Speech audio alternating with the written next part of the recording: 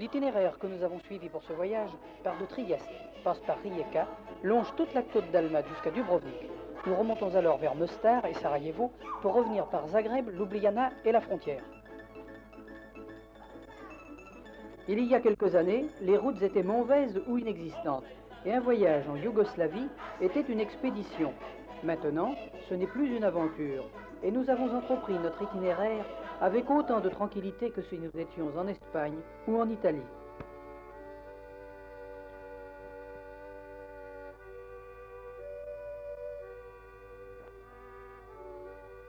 Le pays est très varié. Si la côte est éclatante de couleurs, l'intérieur permet de découvrir des paysages paisibles comme cette admirable curiosité naturelle des lacs de Plivice. 16 lacs superposés en terrasses se déversent l'un dans l'autre par chutes et cascades successives.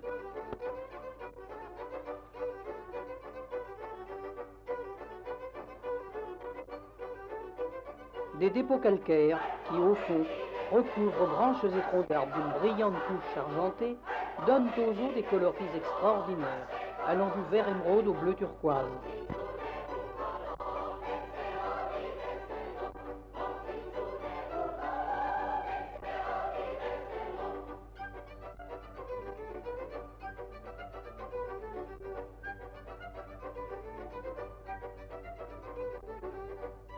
Des sentiers très bien tracés permettent de suivre et de découvrir toutes les beautés de ces sites, à la fois intimes et grandioses, où l'eau miroite, scintille, bondit avec fracas au milieu d'une nature exubérante.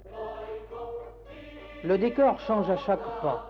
Les couleurs sont sans cesse nouvelles, avec des reflets ou des ombres d'une exquise délicatesse.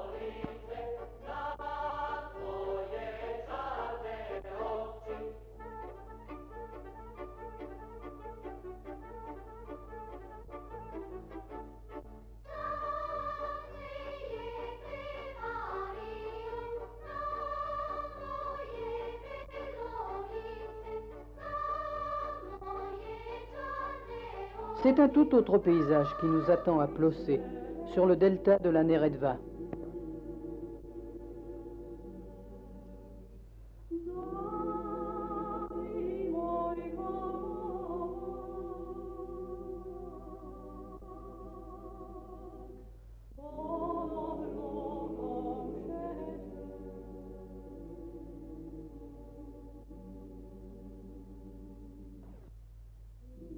Dans ce delta, coupé de nombreux canaux, de petites barques plates chargées d'énormes balles de fourrage, de roseaux et de joncs sont poussées à la rame ou même quelquefois tirées par des femmes.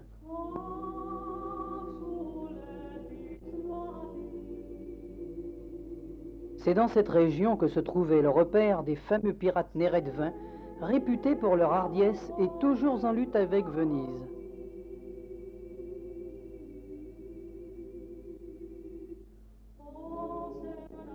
Venise, qui longtemps tint sous son joug toute la Dalmatie, excepté la cité de Dubrovnik, cité chère aux Français, sous le nom de Raguse, et sur laquelle ne flotta jamais la bannière de Saint-Marc. Un tramway nous conduit jusqu'à la porte d'entrée. Admirablement défendu par la nature, par de sévères remparts et par un saint, Saint Blaise, protecteur de la ville, monte une garde vigilante à chaque coin de la forteresse.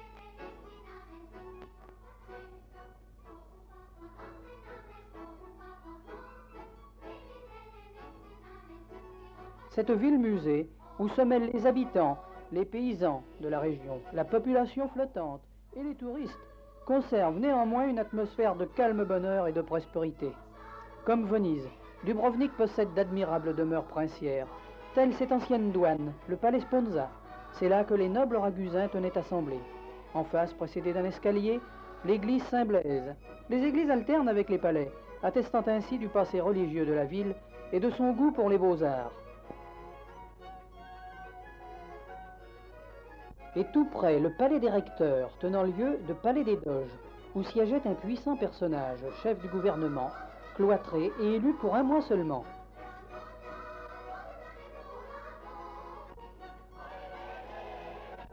Les ruelles étroites et les remparts sont ainsi très attirants, et malgré de nombreux incendies et tremblements de terre, Dubrovnik reste l'une des villes les plus attachantes de la Yougoslavie.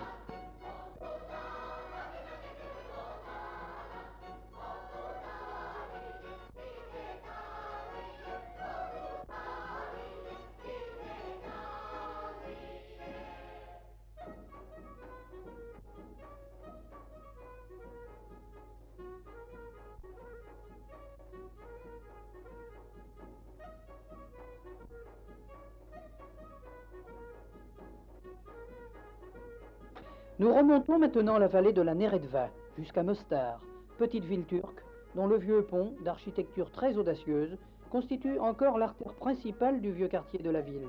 Assis sur des ottomanes, on peut y déguster des mets orientaux et y boire le sherbet et le café turc.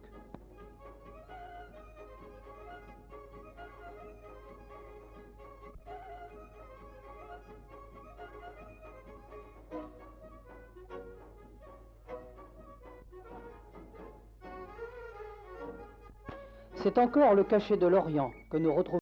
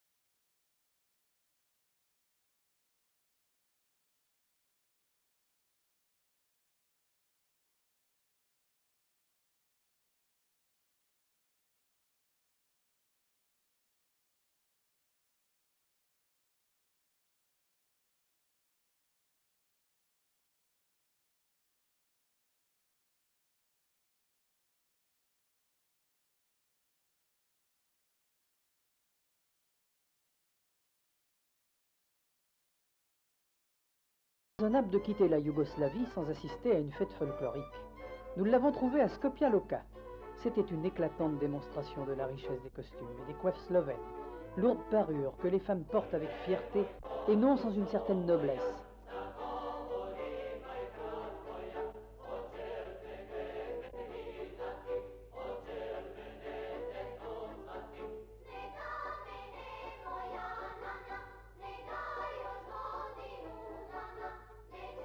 Mais c'était aussi le jour de la fête nationale, et le spectacle, précédé de nombreux discours politiques, alternant avec des chorales, ne débuta que dans la soirée.